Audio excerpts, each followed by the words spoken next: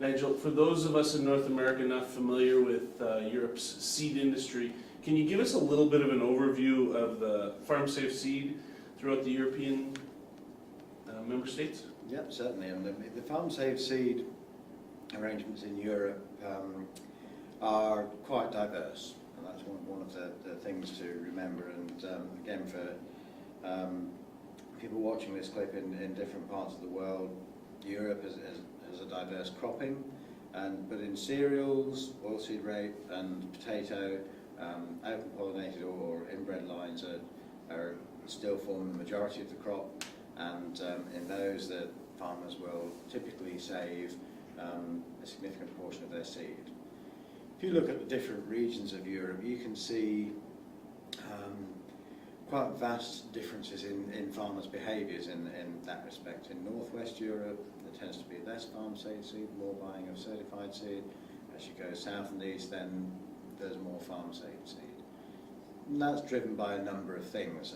It can be short-term economics, it can be just the logistics of seed supply, and it can be just tradition. So it's quite diverse in those crops, and you certainly get very different patterns of farm-safe seed use throughout Europe.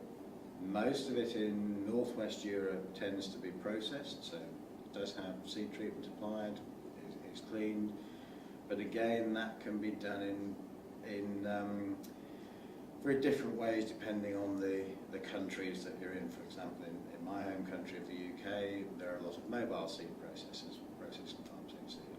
You go to France, then the co-ops process farm-safe seed, and in other countries it's static plants.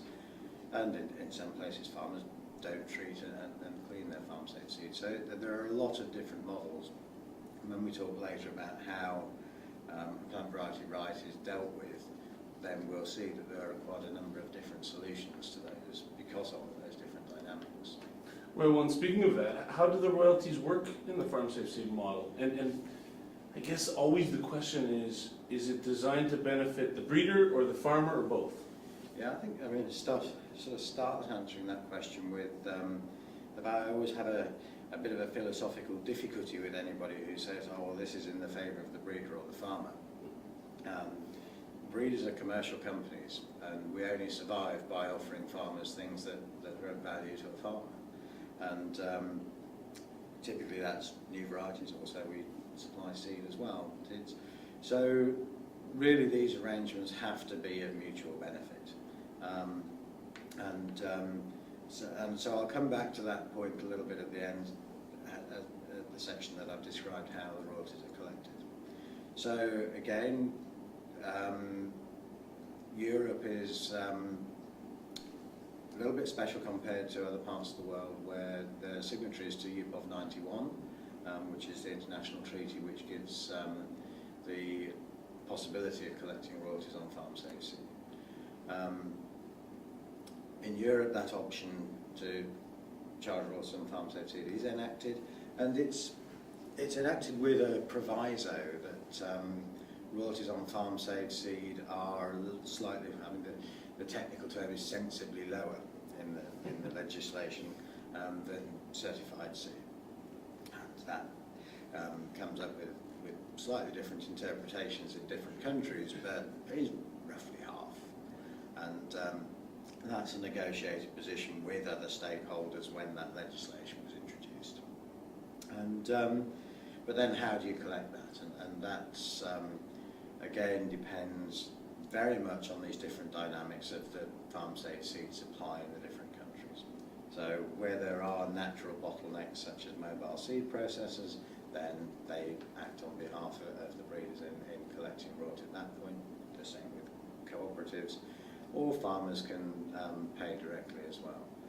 So then when I come back to this point of does it benefit breeders or farmers, well, the only place where I see a difference is in timescale. That for sure a farmer has a short-term cost impact of paying royalty for farm-safe seed. That's not great for his short-term budget, but what it means is he's making his contribution towards development of new varieties and that continuation of availability of new varieties for his farm. So he benefits. It's a longer-term benefit for a short-term cost. Absolutely, that's well explained. I think that this is a ongoing dialogue around the world, so I think we gotta keep trying to figure it out. You have some EU seed legislation under review right now. How do you see that impacting on, well, maybe the seed industry as a whole, but more specifically on farm-safe seed? Well, the seed legislation itself is around the marketing of seed, and that really applies to certified seed of registered varieties. Mostly farm-safe seed in Europe is ultimately derived from certified seed, so it tends to be up-to-date modern varieties that are saved, and therefore having this sort of underpinning regulation in terms of getting new varieties registered and having authentic seed is very important to us. And we're in the middle of this new drafting of the legislation in my work with the associations. We're now in the detail of looking at some of these clauses that are being drafted, but it's very heartening to see that the main planks of current seeds legislation are still valued in the new draft. So we still have a strong emphasis on identity. So you do have a new variety that is tested by DUS. Performance is there with VCU testing, and then we have the quality of certified seed. So those three planks of performance, identity and quality are still there. And but then we're now in a lot of detail in terms of how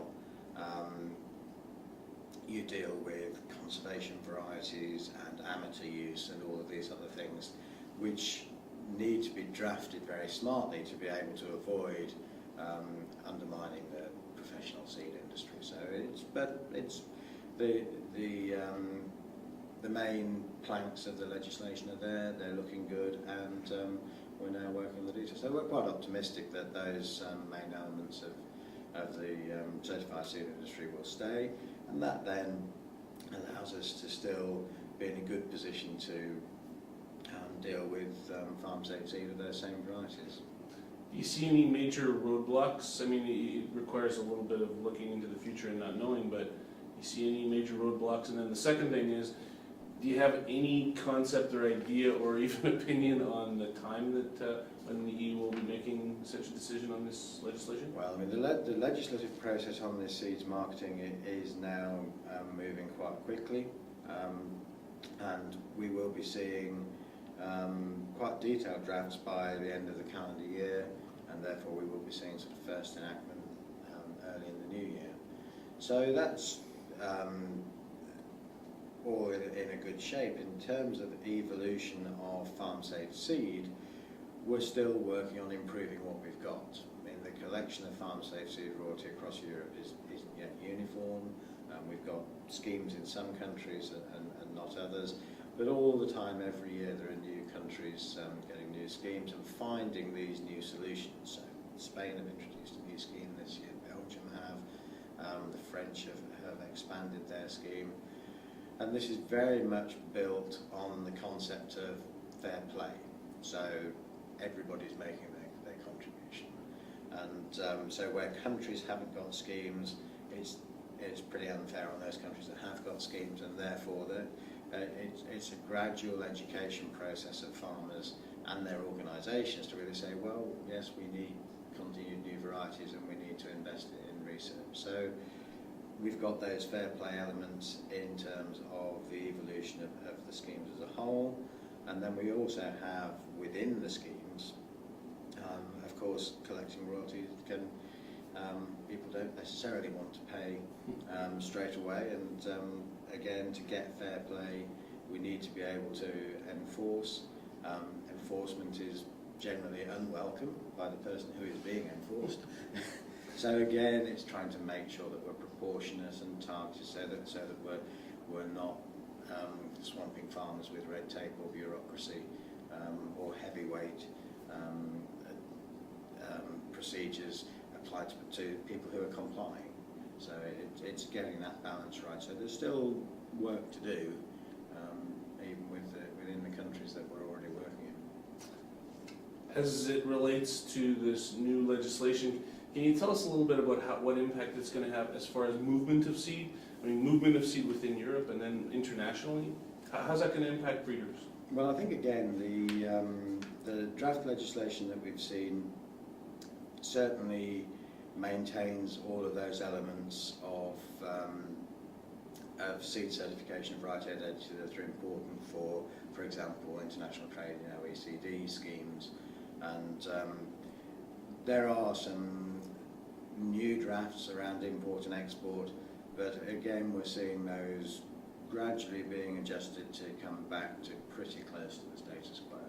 So we're still, again, quite optimistic that the European position as being an important producer of seed and exporting and importing in a dynamic way should still be there. And I think that, again, it's an important consideration of the seed industry that it is. Our international activities are extremely important. And then with our last question, I'm going to ask you to put on your ESA hat and talk a little bit about, I mean, we all know that R&D is important in improvements in breeding technology. How does ESA help breeders? Yeah, I mean, it's an ever-changing role, really. I think the ESA has a wide representative role, and the membership of ESA goes from very small independent companies to the very large international global companies. And we're at a point in time now where there's a very important message to carry forward in terms of the seed industry. When you're looking at global population predictions, climate change, and the need to have efficient use of natural resources, protecting biodiversity, very important that people understand that this is largely going to be delivered through genetics. And therefore the seed industry and its economic flows through royalties and through regulated seed movements are going to be absolutely critical to keep the money flowing into that development that's needed. So that's a key message for ESA at the moment in terms of communications with other stakeholder groups. Farmers groups are very important to us, food processing industry, all the wider stakeholders, and particularly in Europe, of course, the legislators and policymakers. Within Europe, this complexity of member state governments interacting with the European Parliament, and how they do that, and how the discussions of legislation and policy principles go, is a very complex operation. So taking my ESA hat off and putting a member's hat on again, I mean, we rely very heavily on ESA to make those representations, particularly in a time like now when there's legislation on the table.